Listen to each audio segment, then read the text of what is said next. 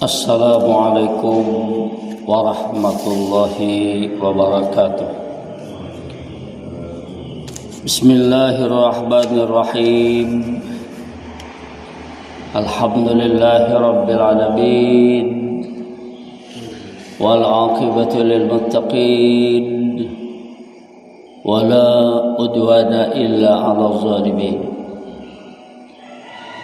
Wassalatu wassalamu ala sayyidil mursalin Sayyidina wa nabiyyina wa maulana wa habibina wa syafi'ina Muhammadin wa ala alihi wa ashabihi ajma'in, amma ba'du. Bapak-bapak, ibu-ibu, jamaah salat fardu subuh rahimakumullah. Kembali pagi hari ini, mari kita sama-sama ucapkan syukur alhamdulillah. Pertama, kembali kita bersyukur kepada Allah. Pagi hari ini dengan izin, dengan kudrat Allah Subhanahu wa taala, sehingga kita bisa melaksanakan salat fardu subuh berjamaah di masjid. Salawat dan salam juga kembali mari selalu kita haturkan dan kita sampaikan keharibaan junjungan kita Rasulullah sallallahu alaihi wasallam kepada para sahabat, pengikut penerus beliau hingga akhir zaman nanti. Allahumma salli wa sallim wa barik wa adim ala sayyidina Muhammad wa ala alihi wa sahbihi ajma'in. Bapak Ibu, pada pertemuan kita pagi kemarin ada 5 macam yang bisa mengobati hati kita. Yang pertama, yakni katanya mujalasatus sholihin. Kita sering-sering rancak-rancak, banyak-banyak duduk berdekatan mendatangi tempat di mana berkumpulnya orang-orang sholihin, orang-orang yang baik. Yang kedua, untuk menghilangi penyakit yang ada di dalam hati kita, di antaranya kita dianjurkan untuk selalu membaca Al-Quran. Yang ketiga, kita menjaga, memelihara untuk memakan, meminum, memakai dan lain sebagainya pada sesuatu yang halal. Jauhilah, hindarilah daripada sesuatu yang tidak dihalalkan oleh Allah Subhanahu wa taala. Yang keempat, wa qiyamul lail, berdiri di waktu malam melaksanakan salat sunnah. Apakah itu salat apa saja? Salat tahajud kah? Pokoknya habis begitu kita tidur, bangun di waktu malam. Menurut di dalam hadis sudah berlalu 2/3 malam, sekitar jam 2 ke atas, jam setengah 3, jam 3, jam setengah 4, jam 4. Itu adalah termasuk disebut namanya waktu yang sangat mustajab setiap malam. Bukan hanya di bulan Ramadan, kapanpun setiap malam. Sudah sampai berlalu 2/3 malam, Allah Subhanahu wa taala turun ke langit yang pertama, Sama'ud dunia, dan Allah memanggil kepada hamba-hamba Allah yang ada di dunia ini. Hai hamba-hambaku yang merasa berdosa, mau minta ampun, Allah membukakan pintu ampunan. Hai hamba-hambaku yang mau taubat, Allah akan membukakan pintu taubat. Hai hamba-hambaku yang memohon, meminta sesuatu apa yang diinginkan, baik urusan dunia ataupun urusan akhirat, Allah akan mengabulkan. Yang terakhir, yang nomor 5 adalah tadarru'u inda sabah. Kita berenung, muhasabah tatkala sudah pagi hari, baik sebelum kita melaksanakan salat fajar di akhir malam mau menjelang siang kita banyak berzikir. Di antaranya katanya kasratul istighfar, banyak-banyak membaca istighfar. Wa dzikrul maut, dan juga disuruh kita mengingat akan datangnya kematian. Karena ini sesuatu hal yang tidak lagi diragukan. Kullu nafsin dha'iqatul maut. Setiap yang bernyawa pasti akan merasakan datangnya kematian. Kita tidak tahu apakah sekarang, apakah kapan, jam berapa, hari apa, sore ataupun pagi, malam, semuanya kita tidak tahu. Kapanpun kematian pasti akan datang. Kita disuruh untuk selalu banyak-banyak mengingat, kita itu mengingat akan kedatangan kematian. Kemudian yang ketiga juga disuruh wa ziyaratul qubur. Kita disuruh untuk sering-sering melihati atau menengok kuburan. Jadi ziaratul kubur ini terutama bagi kita dianjurkan ziarah kepada kubur itu bukan hanya kubur orang kerabat, orang wali, tuan guru ataupun wali siapa, tidak, itu tidak dilarang, boleh bagi kita mau ziarah kemana, tidak ada masalah. Yang jelas kita, kalau bagi kita ada punya orang tua, sekali-kali kapan-kapan kita ucapkan salam lah di atas kuburan orang tua kita. Assalamualaikum dara qaumil mukminin antumus sabiqun wa nahnu insyaallah bikum lahiqun. Kita disuruh untuk ziarah ke kubur. Bahkan setiap kubur yang kita lewati, kita dianjurkan untuk mengucapkan salam dengan ahlul kubur. Ini termasuk bagian, kenapa? Karena kita nanti pada suatu saat juga akan pasti akan berada di alam kubur.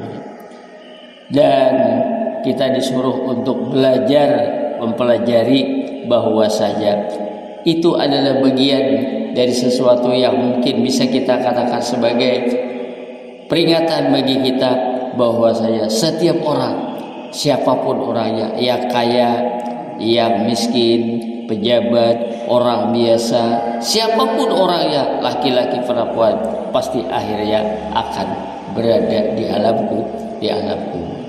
Dan cerita Imam Ghazali menceritakan tentang orang yang berada di dalam kubur.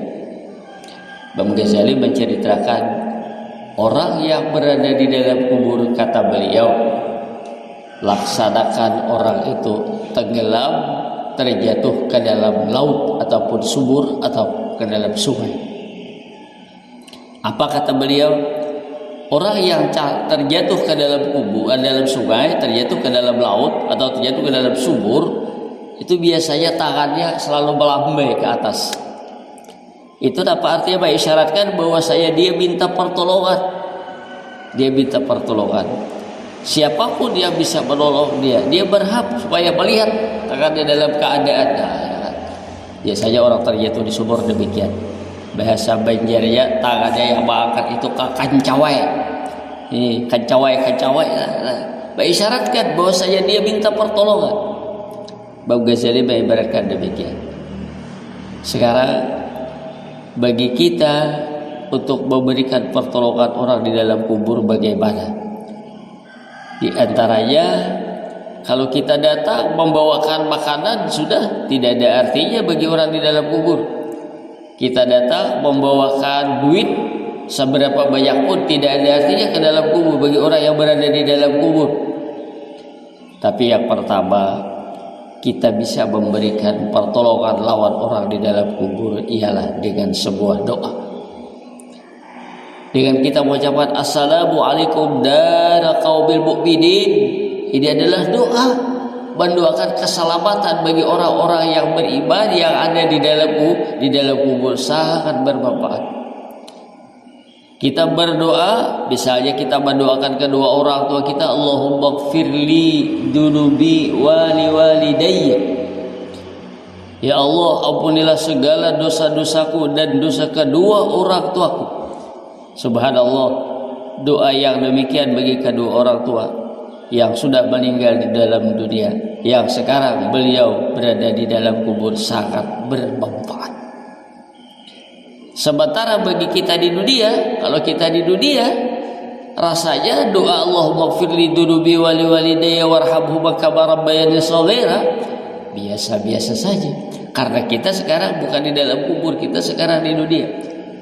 Nanti setelah kita berada di dalam kubur, baru kita akan merasakan betapa nikmatnya seorang anak. Sehingga kan menurut di dalam hadis, idza mata ibnu Adam inqata'a amaluhu.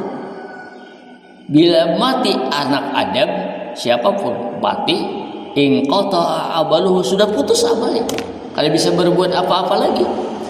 Kalau sudah meninggal kan baca Quran kada bisa, salat kada bisa, puasa kada bisa, bersedekah kada bisa, kada tahu apa-apa lagi. Inqata'a amaluhu, terputuslah, habis amal ibadahnya, kada tahu apa-apa lagi. Illa bin salasin, kata Rasulullah, kecuali hanya ada 3 baca.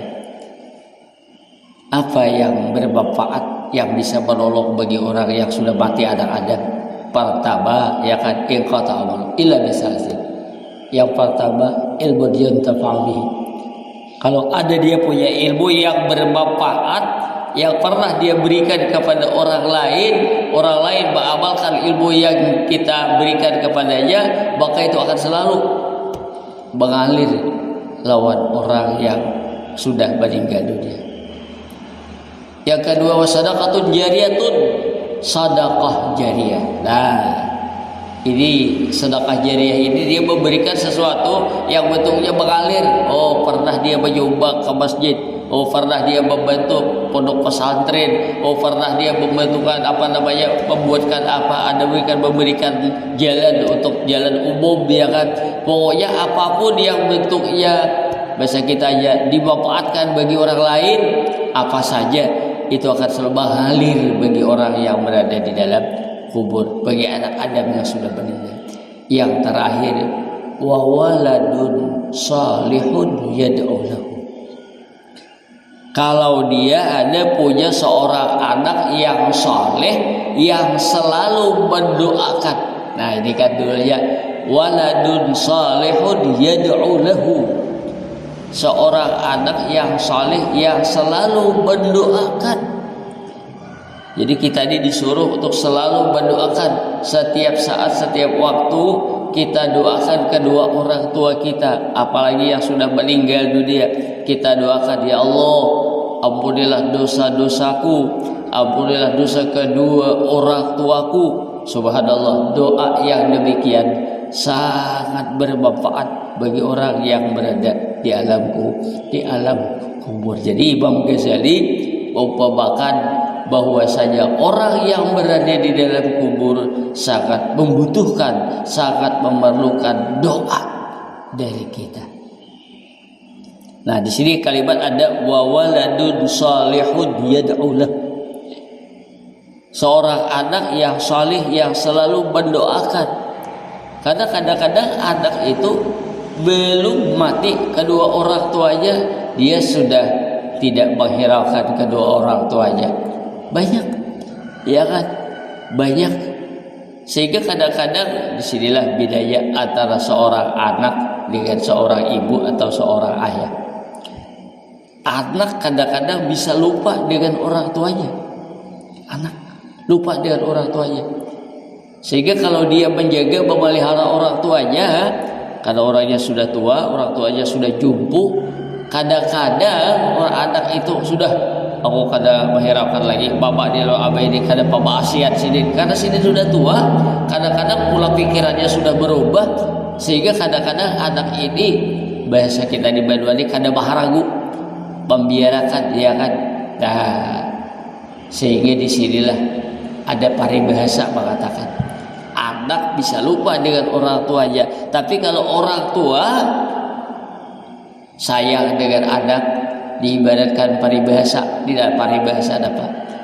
Sayang orang tua dengan anaknya diibaratkan paribahasa mengatakan apa? Sayang anak terhadap orang tuanya sapanggele. Bahasa kitanya sedepat. Sayang orang tua terhadap anaknya sepanjang jalan. Jalan itu kabarnya jalan terus saja ke negara, terus saja sampai ke mana, jalan panjang. jalan harus ke Banjarmasin terus sampai ke Samarinda, terus sampai ke Bogor, sampai ke mana? Apa artinya? Orang tua kalau sayang dengan anaknya, dia tidak pernah akan melupakan anaknya. Tapi kalau anak kadang-kadang lupa dengan orang tuanya, nah maka oleh karena itu kita tidak boleh melupakan, supaya jangan lupa, supaya jangan kelupaan dengan orang tua kita sudah meninggal. Bukan hanya setahun sekali baru mendoakan orang tua setiap saat. Ya Allah, ampunilah dosaku ya Allah. Ya Allah, ampunilah dosa kedua orang tuaku ya Allah. Ya Allah, berilah rahmat mereka di dalam kubur ya Allah. Ya Allah, tidak ada memberikan pertolongan bagi mereka kecuali hanya Engkau ya Allah. Doa yang demikian seorang anak terhadap orang tuanya sangat bermanfaat, sangat bermakna. Nah, jadi kembali bahwasanya Rasulullah mengatakan kecuali ada punya anak yang saleh yang selalu mendoakan. Ini ada kalimatnya waladun salihun yad'u lahu. Dan di sini manusia kadang-kadang ada lagi manusia itu dia tidak melupakan, tidak mendoakan orang tuanya, bahkan dia tidak berdoa untuk dirinya. Saking kesibukan, saking kenyamanan, mungkin saking apa, kalau di dunia ini terlalu ramai, di dunia ini terlalu sibuk di dunia, sampai dia lupa meminta ampun untuk dirinya sendiri. Untuk dirinya sendiri lupa minta ampun karena karamian, ya kan, karena keasikan gitu di dunia. Oh, ini luar biasa. Meminta ampun untuk dirinya sendiri, untuk dirinya sendiri lupa. Kalau untuk meminta ampun untuk dirinya sendiri lupa, kalau padan, bahasa kita di Banjar, apalagi dia memintakan ampunan bagi kedua orang tuanya. Sehingga kita kan disuruh kalau pagi hari Allahumma ighfir ummata Muhammadin, Allahumma aslih ummata Muhammadin, Allahumma astur ummata Muhammadin, Allahumma jbur ummata Muhammadin sallallahu alaihi wasallam. Ini kan kita artinya memintakan ampunan itu jadikan untuk kita, jadikan orang-orang seluruh umat Rasulullah sallallahu alaihi wasallam kita mintakan ampunan. Nah, disinilah fungsinya doa. Jadi doa ini jangan dianggap sesuatu yang biasa-biasa saja atau sepele orang kadang. Juga doa sangat bermanfaat. Sehingga apa yang dikatakan oleh Rasulullah, ad-doa silahul mu'min, ad-doa bukhul ibadah. Memang doa ini jangan dianggap sesuatu yang biasa-biasa. Makin sering, makin banyak berdoa, kita ini sebagai hamba Rasulullah ini makin disayangi oleh Allah. Sehingga di dalam Al-Quran kan kala ud'uni astajib lakum. Jadi doa ini jangan dianggap sesuatu yang biasa. Doa ini luar biasa. Kata Allah SWT, kamu selalu berdoalah dengan aku. Ud'uni, kapan-kapan aja berdoa. Makin banyak berdoa kita makin baik. Makin banyak kita meminta makin disayangi oleh Allah SWT. Sehingga dalam bahasa fikih as-salatu ini ta'rif definisi salat. Menurut logat as-salatu hiya doa. Namanya sembahyang, salat itu menurut bahasa ialah doa. Kalau menurut dalam bahasa ini apa namanya ta'rif definisi menurut logat ad-doa. Nah, itu adalah doa. Adapun salat definisinya ada apa? Aqwalun muftatahatun bitakbir, aqwalun wa af'alun muftatahatun bitakbir wa muftatamatun bisalam. Salat itu ialah ucapan-ucapan, bacaan-bacaan, perbuatan-perbuatan yang diawali dengan membaca Allahu Akbar dan diakhiri dengan Assalamualaikum. Itulah salat. Salat menurut lugat ialah doa. Kenapa dikatakan salat itu doa? Begitu kita Allahu Akbar, apa kita baca? Allahu Akbar kabira walhamdulillahi katsira wa subhanallahi bukratan wa asila. Wajjahtu wajhiya lilladzi fatara as-samawati wal ardh hanifan musliman wa ana. Ya kan? Nah, ini kan judulnya ceritanya doa. Kita sembahyang bismillahirrahmanirrahim. Ihdinas siratal mustaqim. Doa. Kita sebut subhana rabbiyal azim wa bihamdi sami Allahu liman hamidah rabbana lakal hamdu sujud rabbighfirli warhamni wajburni wahdini wa doa. Jadi salat itu adalah doa.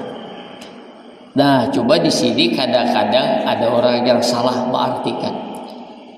Nah, pokoknya kita berdoa lawan Tuhan, apa jauh kita dilawan Tuhan? Nah, ini. Kalau berdoa meminta kepada Allah sama kita tuh menganggap Allah Ta'ala tuh jauh lawan kita. Iya parah. Mau iya parah kada perlu lagi berdoaan. Nah, di sini dah menjadi parlo. Maka oleh karena itu kita jangan hanya menggunakan akal. Kita harus melihat petunjuk. Kenapa kita disuruh berdoa? Oh, ada Al-Quran. Dapat Al-Quran ud'uni astajib lakum. Oh, berarti kita ini diperintah, disuruh oleh Allah untuk berdoa. Jadi kita berdoa itu bukan kita mengerjakan doa ini semata-mata berdoa, tidak. Memang ada perintah dari Allah supaya kita ini disuruh banyak berdoa. Banyak berdoa.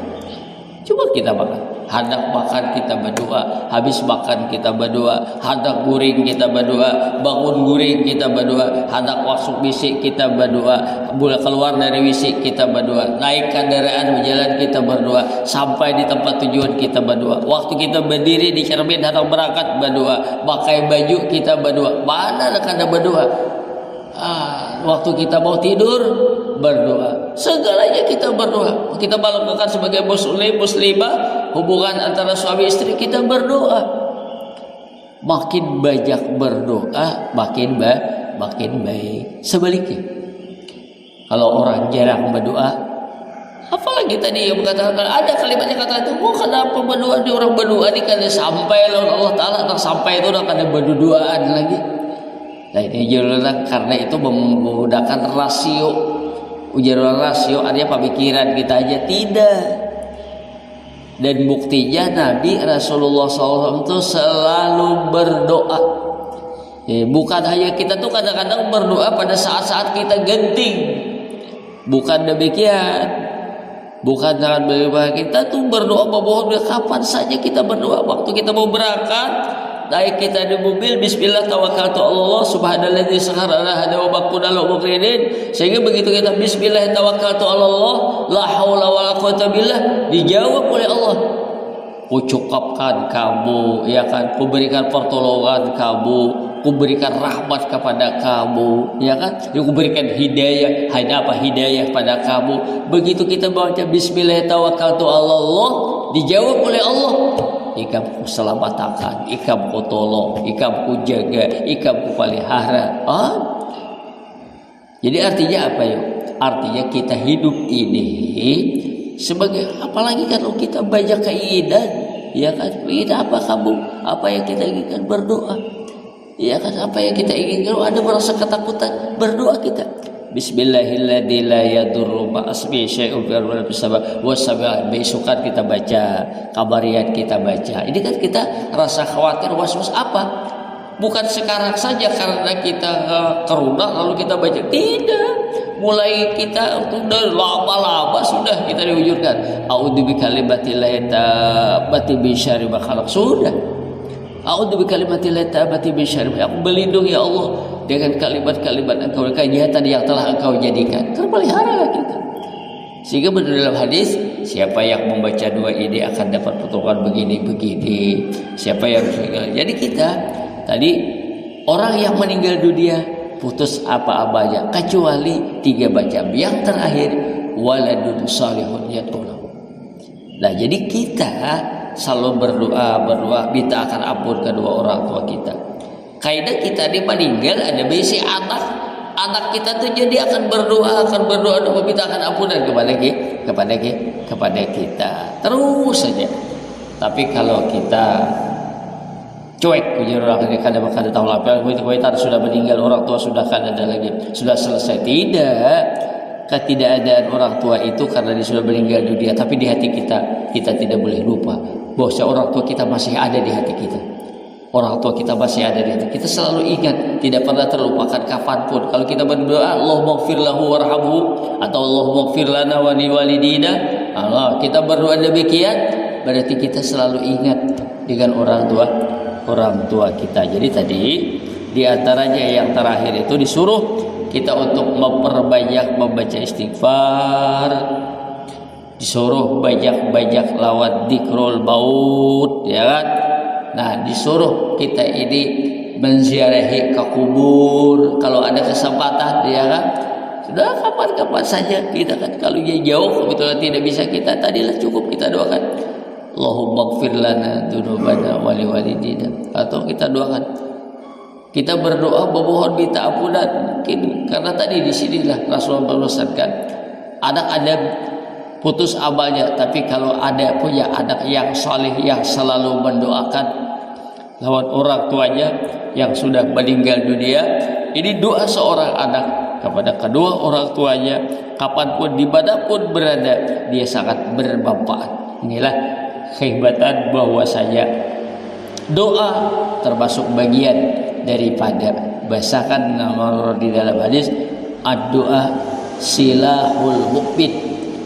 Doa inilah senjatanya bagi orang yang beriman. Jadi kita di dunia ini diberi oleh Allah Ta'ala senjata, tapi senjatanya kita bawa kemana-mana, ya kan? Senjatanya bukan pisau, bukan lading, ya kan? Bukan senjata, bukan pistol, bukan senapang, tidak.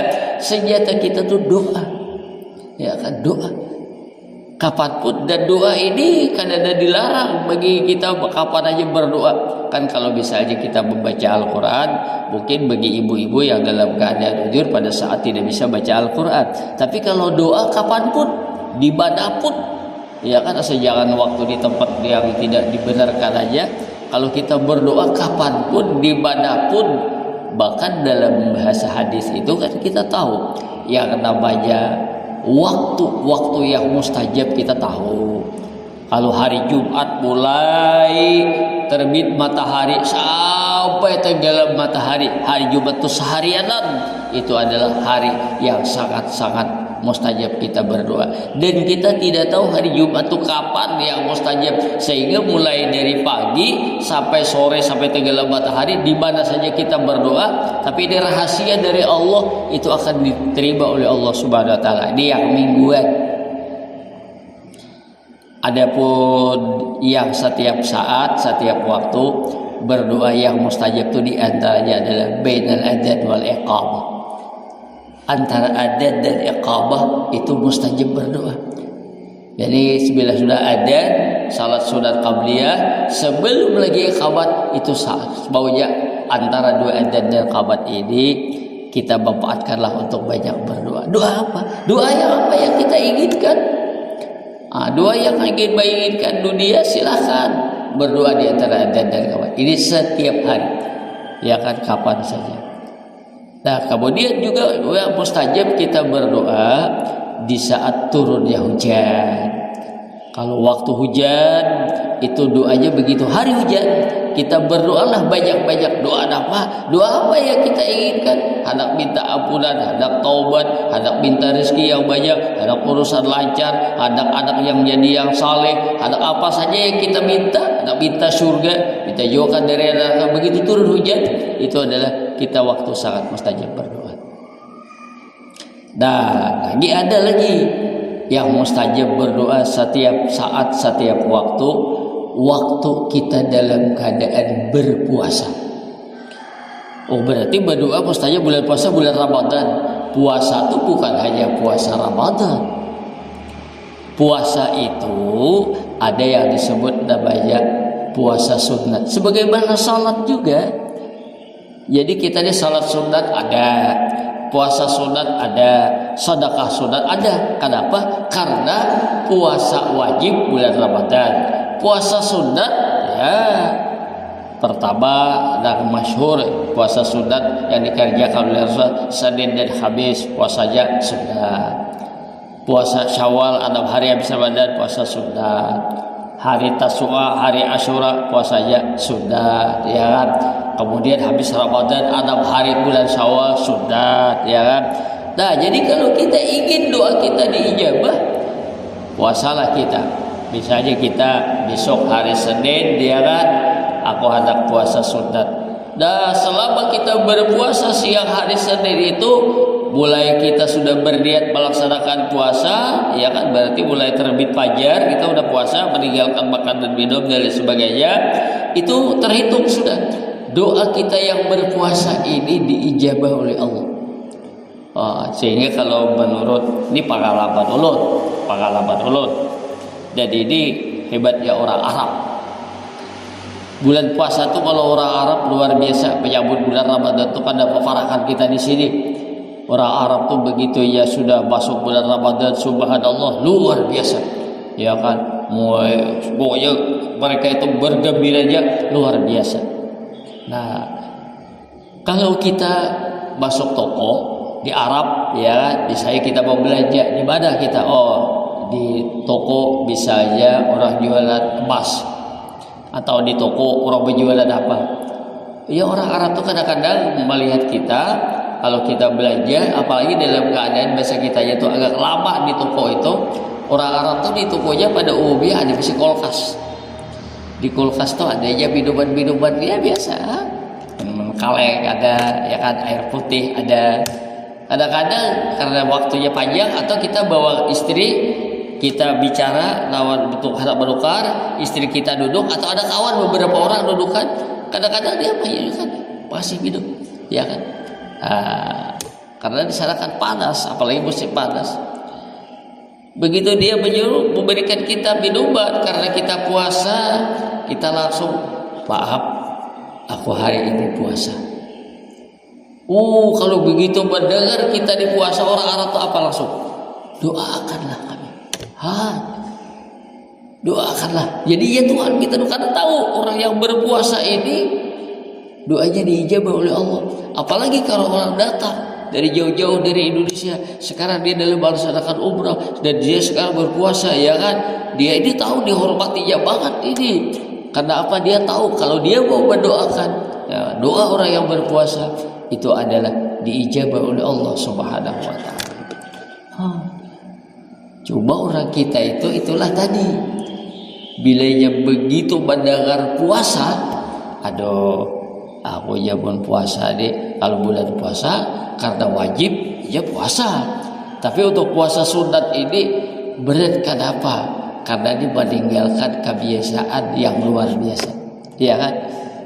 Dalam setahun 12 bulan, 1 bulan kita puasa, 11 bulan kita makan, minum, guring dan lain sebagainya. Sehingga untuk mengerjakan puasa sunat itu sangat berat. Kenapa? Karena meninggalkan makan. Kenapa? Karena meninggalkan minum. Sehingga dia bangga belum puasa lagi. Aku ya pada tahan puasa, belum lagi puasa.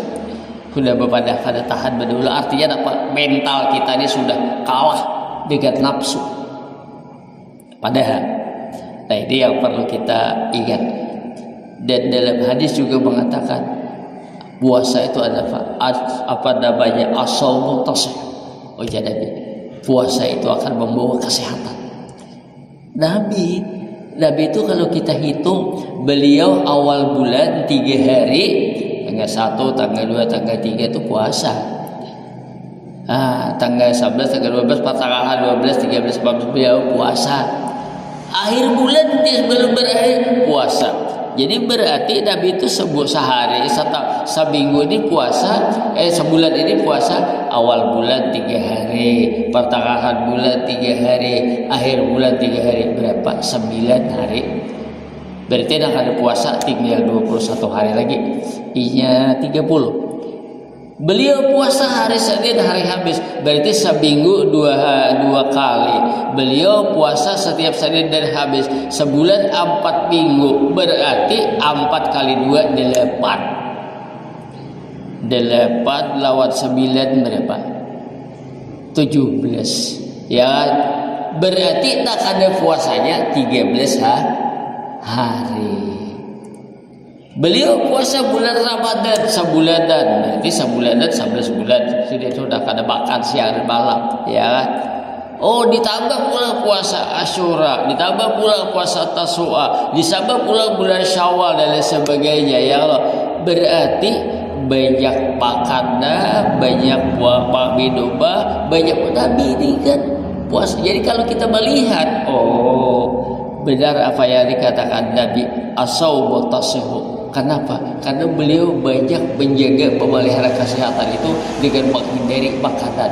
Ada orang kita dibawa menghindari makanan, kenapa? Ia ada penyakit. Ima sudah kada penyakit hajat mendengar aku ada makan ini, kenapa? Karena ini sebenarnya kalau ya kita bisa, artinya bahasa kita aja, inilah pertama keuntungan puasa itu doa jadi ijabah. Yang kedua, puasa itu membawakan pada kesehatan kepada kita. Jadi ini obat.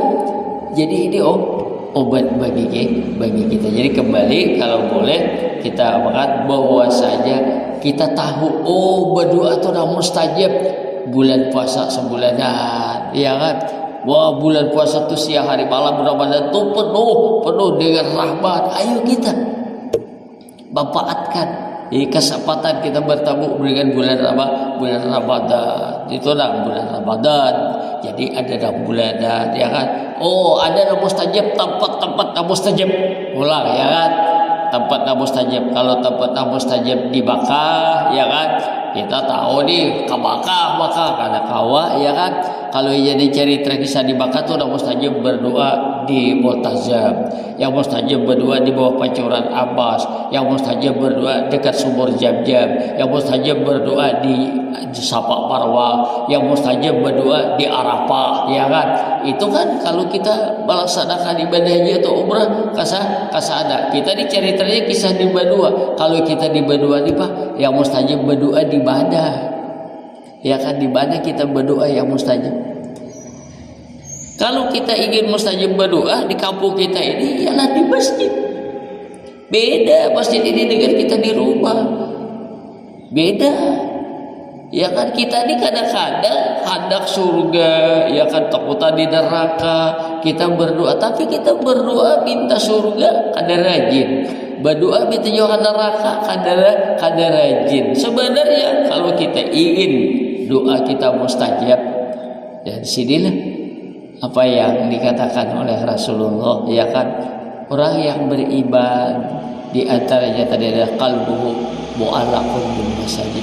Kita begitu kita sampai di masjid, ya kan, salat tahiyatul masjid, kita nawaitul i'tikaf fi hadal masjid, sudah rahmat Tuhan turun. Jadi masjid ini membawa rahmat lawan kita di Badua. Masjid ini membawa kedamaian bagi kita di Badua. Tapi kedamaian masjid di Badua ini bagi siapa? Bagi orang yang mau datang ke masjid. Ya, bagi orang yang datang ke masjid. Ya coba jurun kalau untuk prioritas yang datang ke masjid ini adalah kaum laki-laki. Adapun ibu-ibu mau ke masjid kada dilarang, silakan. Kalau mau silakan, bagus, baik. Tapi kalau ibu-ibu tidak ke masjid, tidak salat berjamaah di masjid, dia salat di rumah, tidak masalah. Yang masalah ini bagi kita laki-laki. Apalagi amun kita sehat, duit tiap bulan dapat, ya kan, beberes banyak, ya kan, kayaknya tuh urusan ekonomi ujian waktu bapak lah, tidak ada masalah lah, sehat ya kan, dapur bakoko saja ya kan, sudah tidak ada masalah, ya kan, syukur nikmat Allah Subhanahu Wa Taala, sudah. Kebetulan rumah kada terlalu jauh juga kan, biar jauh makin baik.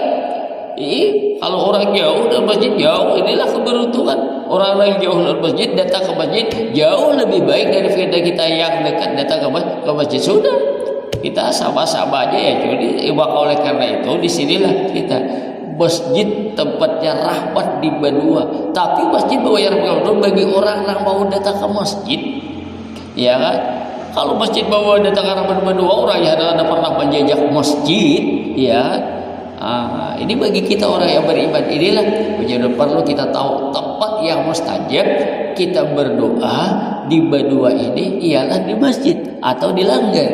Langgar dan masjid itu bedanya itu benar, bilanya langgar, banyak masjid Gairu Jami karena tidak ada dilaksanakan salat Jumat di sana. Tapi mustajab juga dan kita jaga juga kemuliaan yang langgar itu sama dengan menjaga masjid. Jangan kita kotori.